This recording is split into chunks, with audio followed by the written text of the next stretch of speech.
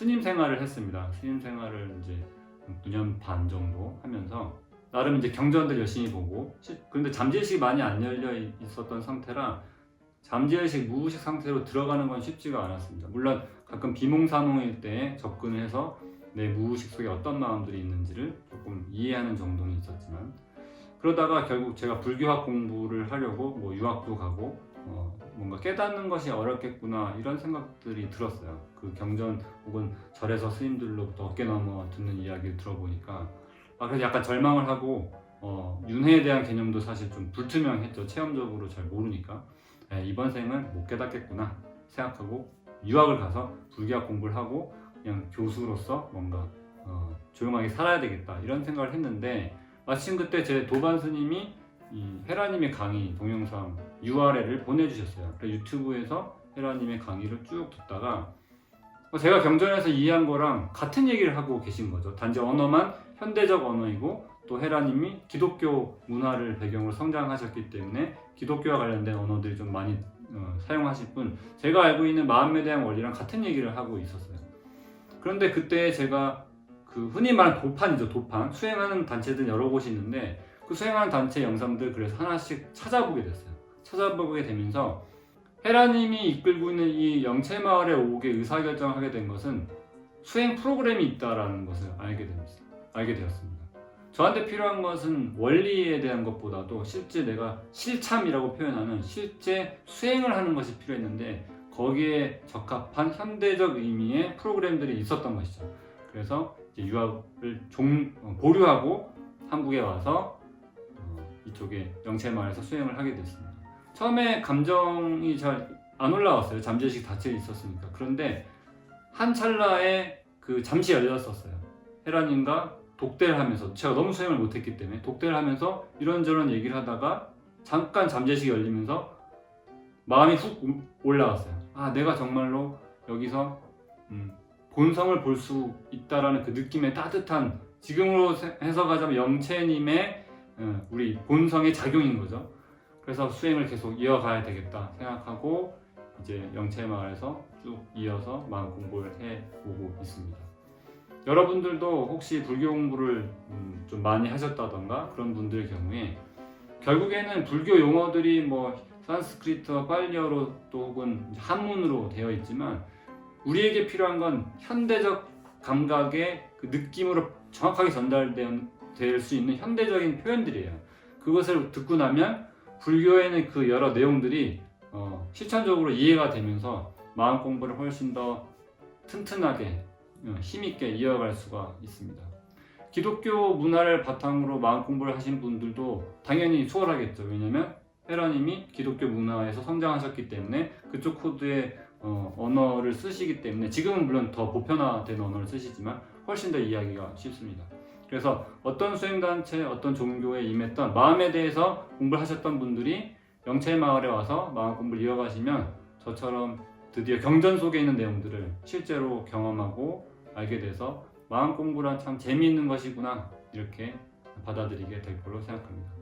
더불어서 저는 제 도반 스님들 그분들께 승복을 입고, 여기 오신 분들도 많이 있습니다. 저는 지금 승복을 벗었지만 승복을 입고 동참을 해서 마음에 대해서 이해를 하는 폭넓은 마음을 가지면 더 좋겠습니다.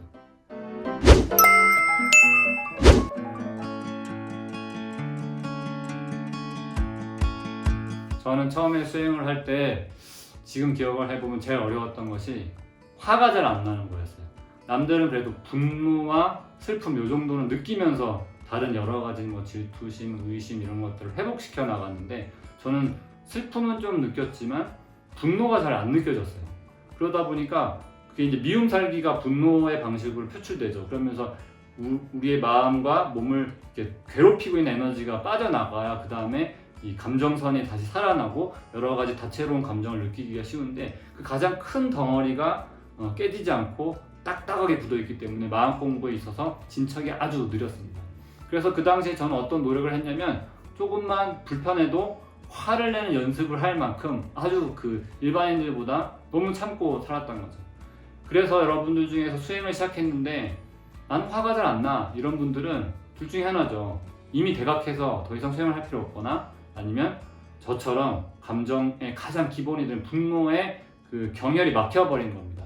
그래서 여러분들이 처음에는 액션 영화라던가 분노를 불러일으킨 영화들을 보면서 그 주인공들과 함께 분노하는 연습들을 해서 배출을 하셔야 현실에서 나의 소중한 사람들, 가족, 친구들한테 무의식적으로 화를 내버린다던가 미움을 방사해버린 이런 상황이 안 생기게 됩니다.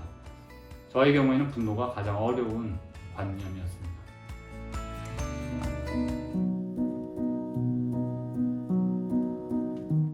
영채마을에 왔을 때 제가 잘 감정을 못 느끼고 경전을 이제 많이 봤기 때문에 이론상으로는 여기가 진리를 말하고 있구나를 알았죠.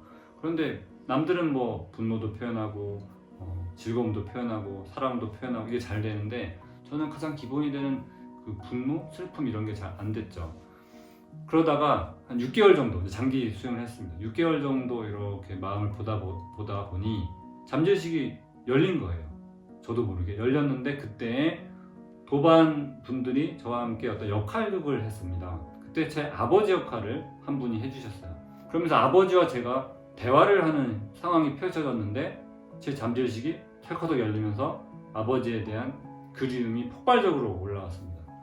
아버지가 중학교 때 돌아가셨기 때문에 저는 그때 잠재의식에서는 충격을 받은 거죠. 그래서 눈물도 흘리지 못했고 아버지에 대한 상실감 자체를 제대로 느끼지 못했어요. 그냥 두렵고 이제 아버지가 없으니까 우리 형제들과 엄마가 똘똘 뭉쳐서 살아남아야 돼, 이런 생존 본능만 있었던 것이 기억이 나거든요. 아버지를 잃었다라는 것, 버림받았다라는 것에 대한 감정을 느끼지 못했습니다. 그러다 6개월이 됐을 때 그 감정선이 드디어 회복이 된 거죠. 너무 셌기 때문에 6개월이 걸렸습니다. 요새 오는 분들은 하루 이틀에 다 열려요. 지금 정도 제가 말한 이런 사이즈의 관념이 하루 이틀에 잠재의식이 열리면서 느끼게 되는데 저는 6개월이 걸렸습니다. 또 초창기이기도 했고, 그랬을 때 제가 엄청나게 슬퍼서 울기 시작했습니다. 한 2시간 정도를 울었어요. 2시간 정도 울면서 정말 큰 수건이 다 젖을 만큼 울었고, 어쩌면 제 평생에 그렇게 많은 눈물을 배출한 거는 처음이었던 거죠. 그것이 발산되고 나서 아버지에 대한 그리움도 정상적으로 느낄 수 있게 됐고, 또 아버지한테서 버림받은 마음, 아픔이죠. 그 아픔으로도 서서히 느끼게 되었습니다. 여러분들도 가장 큰 관념, 그 마음자리는 어쩌면 처음엔 잘 안 열릴 수 있습니다. 하지만 시간이 조금 지나면 그것이 열리고 그 마음들이 올라와서 느낄 수 있게 되면 여러분들의 삶은 본격적으로 변화가 시작될 것입니다.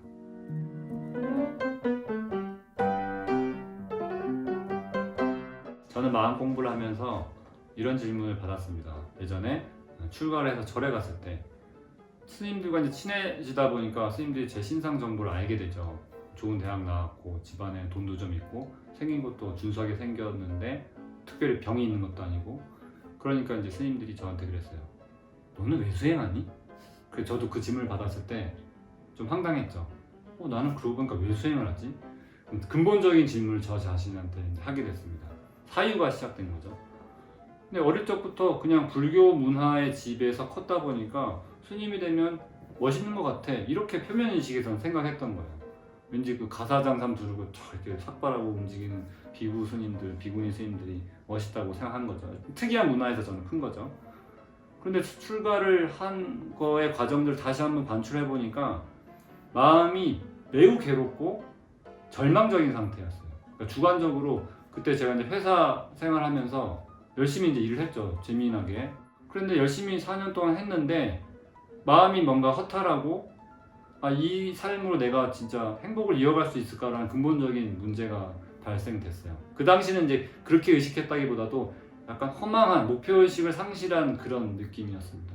그리고 그 당시에 또 연애하던 분들과도 이제 헤어지게 되고, 그러면서 어떻게 하지? 이 상황에서 내가 뭔가 더 좋은 회사에 취직을 해서 예고의 삶을 뭔가 멋지게 만들어가야 되나?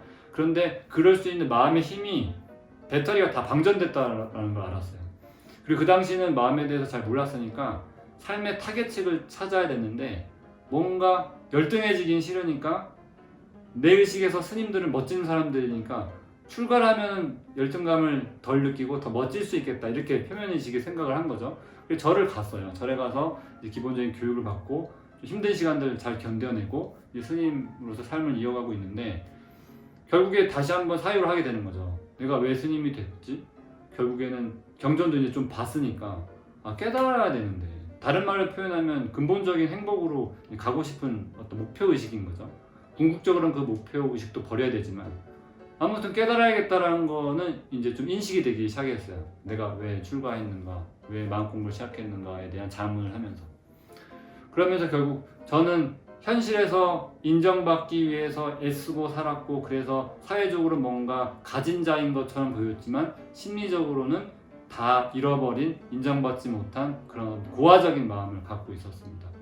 태아관념에 대해서 접근을 했을 때 결국 제 아버지가 그 열등감이 좀 많은 시즌에 저희 어머니가 저를 잉태했기 때문에, 열등감이 많은 남성은 자신의 아내에 대해서 의심을 하는 마음이 일어나요. 에고의 어떤 기본적인 심리 작용인 거죠. 이 아이가 내 아이가 맞을까? 이런 식의 생각들. 그런데 그것이 태아 입장에서 엄청난 타격으로 오는 거죠. 그러면서 제 잠재의식에서는 나는 아버지한테 인정받지 못한 느낌이 탁 깔려버린 거예요. 그러니까 저희 형하고는 좀 태아 조건이 달랐던 거죠. 그러면서 그렇게 살면서 저희 형의 삶과 제 삶을 비교해보면, 형은 그래도 노력 열심히 하면서 이렇게 무난하게 성공적인 삶을 사회적 기준에서 살아가고 있고, 저는 애를 무지하게 많이 쓰면서 막 중간에 3,000배도 많이 했어요. 그 중학교 고등학교 나이 때 3,000배를 계속하는 이런 사람은 별로 없는데 저는 그거를 본능적으로 했어요. 그렇게 애쓰면서 몸과 마음을 뭔가 컨트롤하면서 공부를 해야만 인정받고 잘할 수 있어 라고 그냥 마음이 그렇게 느낀 거죠. 그렇게 애를 쓰는 생활을 계속 하다가 결국에는 이제 방전이 된 거죠. 그래서 괴로움이 뭔가 임박했고, 그때 마음 공부로 이제 진입을 한 것입니다. 여러분들이 어떤 조건에 있던 간에 마음이 괴로우면 마음 공부를 찾게 되어 있습니다. 심지어 대기업에 임원으로 있는 분들도 마음 공부하러 많이 오시는데, 그분들 모든 걸 다 갖춘 것처럼 보이죠. 하지만 마음에 괴로움을 갖고 있기 때문에 영채마을에 수행하러 오십니다. 여러분들 현재 객관적 조건이 어떠냐는 그다지 상관이 없습니다. 주관적으로 여러분들이 괴롭다면 바로 이때가 여러분들은 수행을 시작할 때입니다.